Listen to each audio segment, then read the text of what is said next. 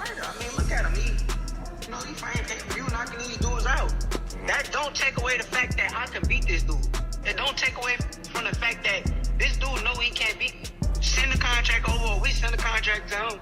However it go, tell him to fight me. That dude get to feeling himself and feeling like he's something that he's not in.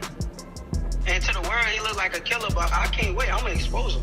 I'm gonna expose him. I promise you, I'm gonna expose him. I'll be the person that he going there, he not gonna knock out. He not gonna hurt. He gotta go 12 rounds with somebody, and somebody gonna be beating him. He ain't gonna like that. It's with his heart. That's gonna with his head. Watch. No thoughts. People can talk that type of there's no contract inside. I don't pay attention to that. I answer that. I gotta get you to answer this. What he said about you. Yeah, he can't. My opinion. It's my opinion. Listen, all that sounds good right now, but when the fight is made and the fight about to happen, Tank is not playing this Murray match. He know what time that bell ring. 1 minute you on this side, 1 minute he is. So when that bell ring, Tank ain't playing this Murray match. Shakur Stevenson and Gervonta Davis became the focus of debate as Ford and Kenny Ellis discussed whether Stevenson is the better overall boxer and how that comparison could influence Davis's next move and long-term career plans. He's not gonna get touched. Sound like it. If you don't get touched, I'll never ever train fighters again. I ain't seen him fight nobody that was a killer already. And everybody he fought touched him. Everybody he fought touched let's really look at when you talk about them guys. Who did they fight with that, like that next to killer? Get what I'm saying? You feel what I'm saying? I feel what you're saying. How do you hire Bob Arm too? Because he's not gonna let that happen. I just don't pay attention to them. When they start fighting, first, of course you're going to want to fight Tank. They know Tank is the best right now. They know it. But goddamn, fight somebody that's up. Ford emphasized that Shakur Stevenson needs to remain fully focused while also questioning whether he has truly been tested at the highest level, adding that Gervonta Davis represents the toughest possible opponent he could face. Yeah. That's why I always make this. He would make the fight boring just to win. Right. Yeah, I think you would too. Dude, I want to put Youngin in that type of situation. You know what I'm saying? If it doesn't make sense. Because fans come to see what? A fight. Let's go look at Shakur. Kenny Ellis highlighted that facing Gervonta Davis leaves no room for error, explaining that a single clean punch can completely change the outcome of a fight, and added that avoiding damage against such a powerful opponent at the elite level is nearly impossible, describing it as an extremely difficult challenge. Gervonta Davis is, I mean, to say the least, he's a beast. He really is. He's a tremendous fighter. He's a dedicated fighter when it comes to training and fighting and making sure that he's in optimal conditions when he steps in. Shakur Stevenson stated that he is open to taking any logical fight, including a potential matchup with Gervonta Davis, making it clear that his focus is on the biggest and most challenging fights to prove he belongs at the very top level of boxing. A problem for anybody because of that back foot game. He has an awesome back foot game. And when you got a good back foot game like that and you understand boxing like he understands it, he's gonna make it rough for anybody. But Tank is a different animal too. So it's a great fight. That's why everybody want to see it. We can't just look at it and say, oh, he gonna win, oh, he gonna win. No. We already know that Shakur gonna stay back, Tank like to gamble some and do what he wants. And that's gonna make it big. Think Gervonta Davis gonna knock him out? Maybe. On the other hand, Gervonta Davis dismissed Shakur Stevenson as a serious threat, pointing to his defensive style and questioning whether he brings enough aggression for elite-level competition. Do his thing, control range. You come in 6 inches, he goes back 8.5, and he counters, and he controls space in that ring. And he's a ghost. He's a ghost in that ring. He fights that style. He's that pitcher I talk about on the baseball diamond that disarms you, that takes the bat out of your hands, that hits corners, mixes up the speeds, just doesn't allow you, keeps you off balance, doesn't allow you to get a good swing at him. Could he do that with Tank Davis, who's patient, who's deliberate, who knows how to hunt you down, who knows how to shrink a ring, who knows how to properly apply pressure without leaving himself wide open, who knows how to use a jab to get it, who knows how to go to the body to take some of the legs away, take some of the air out of the tires. That's the fight I would like. Gary Russell Jr. analyzed the potential matchup as an exciting clash of styles that could deliver an intense and entertaining fight, noting that one fighter's approach based on control and knockout power naturally creates attention, and that the contrast in styles alone is enough to promote the bout. Fight. It's definitely a great fight. Two skilled fighters. One has great power, one has great accuracy, great timing. It's a great fight.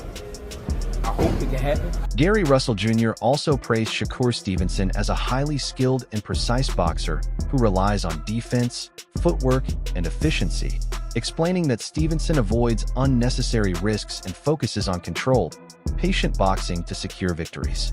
For a fighter, you know, Shakur is different. You know, people may call him boring. People may say he can't punch, but they say the same thing about Floyd. Because they defensive fighters. Yeah. Tank is not going to be able to hit Shakur like he hit everybody else. And he know that. He knows that. That's why he's like, he's boring, he's this, he's that. He's trying to diminish everything that Shakur have done so it's not marketable. But he can't do that because Shakur is what? Three-weight world. While discussing the matchup, Zab Judah pointed out Gervonta Davis's smooth movement, explaining how composed and balanced he looks once he finds his rhythm, and added that Davis controls distance and timing effectively to create opportunities for his powerful punches. Because of his discipline, because he showed against Chip Himmer that he can stay very disciplined all night. And he's the type of guy, he don't really do a lot of crazy stuff in his life normally. So it's like discipline is a thing that is not only exercised inside the ring, it's exercised also outside the ring. And as we see, sometimes Gervonta has problems with discipline, but we have never seen Shakur have problems with discipline. And we've seen him be more disciplined at the right time than we've seen him not have discipline. So with the fight being like it is right now, I would lean towards Shakur because of his discipline, but don't get it twisted.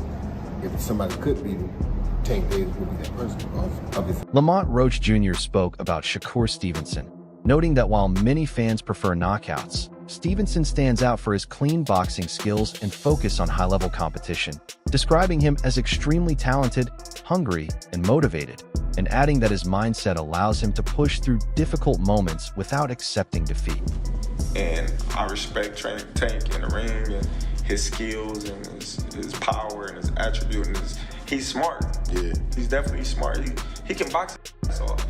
And I'm not saying I would pick Shakur just because of our differences. I'm telling you as a fighter, yeah, I will pick Shakur because I don't believe Tank will be able to land those big shots on Shakur like he does everybody else. Right. Shakur defense is just too tight. Shannon Sharp viewed Gervonta Davis as the biggest money and career-defining fight for Shakur Stevenson, while Chad Johnson believed Lamont Roach Jr. would present a more tactical and strategic challenge, with Stevenson agreeing and calling Roach underrated while suggesting he may have done enough to defeat Davis despite controversy over a missed knockdown call. Tank, we've known it for ages.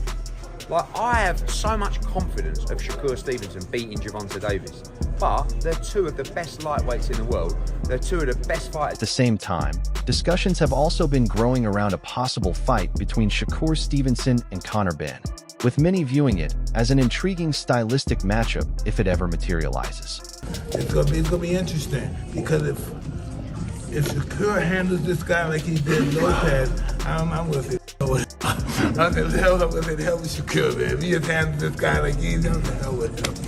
Somebody gotta give him a fight though, but you gotta be very sophisticated to know how to fight. This is when I know you lost against Shakur. This is when I know you lost. You see when he does this stuff? Once you start doing this stuff and looking at him, oh, it's over. You got constant action, motions, constant motioning. It's gotta be on him constantly. Once you start looking at him and doing that, he is dead. Conor Benn responded by dismissing Shakur Stevenson's power, claiming he is too small and not a genuine knockout threat, and also rejected the idea of a hydration clause for a potential fight, identifying it as a major obstacle in negotiations. He's very skillful. He's a beast. He knows how to figure you out. But one thing about Tank, which I love, and this is why he's gonna be great, because he fights. And when you fight, you're gonna get hit. And when you fight, you're gonna get hit and you might get knocked out. But that's the beauty about Tank. That's why they love him. He fights, and that's why they love him. That's a perfect example. Right. Tank Davis. Shakur Stevenson reacted by showing even greater interest in the fight after hearing doubts about his size, stating that criticism motivates him to prove himself and silence doubters in the ring, adding that a knockout is possible and saying he would be disappointed if he did not finish the fight early. Put heat on him. He's so damn defensive that he don't throw punches. There's nothing in return. So you're able to mount an attack on him and let your hands go, and you're not going to receive any counter punches coming back. You know, I think Tank sees that. I think Tank knows that. So as long as those counters don't come, Tank's gonna be in there.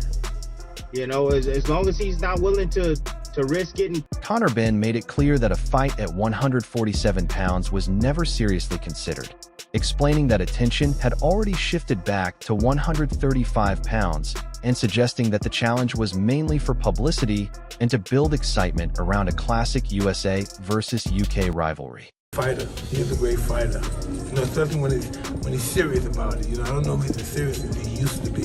When he was serious, he was a hell of a fighter. Nobody came close. He's the only one I gave a chance against.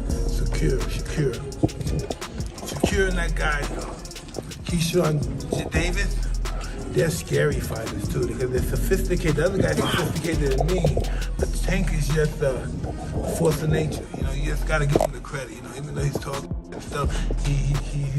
Shakur Stevenson responded by saying he remains open to negotiations and that the door is never closed for the right fight at 147 pounds, emphasizing his willingness to face anyone who accepts the challenge, while dismissing outside narratives and highlighting his confidence in his training and preparation. Because of the fact that we gotta fight, so at the end of the day. You feel that's gonna happen? Yeah, I know it's gonna happen. I mean, I'm the best, he the best. So you got two guys that's the best, how can you not fight? Only way you could not fight if one of them guys ain't like that and somebody go off to lose or somebody take a L. But I think like with both of us, we both fighters that's. Conor Benn confidently claimed that he would defeat Shakur Stevenson even if the fight took place years later, dismissing concerns about weight or timing and insisting that the outcome would remain the same regardless of when they meet. Wow, because he a good boxer. Like, that's when I look at y'all two as the best in the division. How? Show me something that he did spectacular. Show me something that he did outrageous. Show me. Right, his power not outrageous. Okay. What defense? You don't think he got defense? He just jumped back. You never see him slip no punch. You never see him slip no punch. Go look at it. You see him back up from a lot of people. Back up, move around. You know? Conor Benn also praised Shakur Stevenson, describing him as an exceptional boxer and a future pound-for-pound star, noting that Stevenson made his performances look easy and delivered dominant displays, even if some viewers found them less exciting. Shakur Stevenson acknowledged Conor Benn's improvement, stating that he is clearly developing as a fighter, but maintained that his own boxing foundation is at a much higher level, adding that Benn's shorter experience in the sport makes it difficult for him to bridge that gap.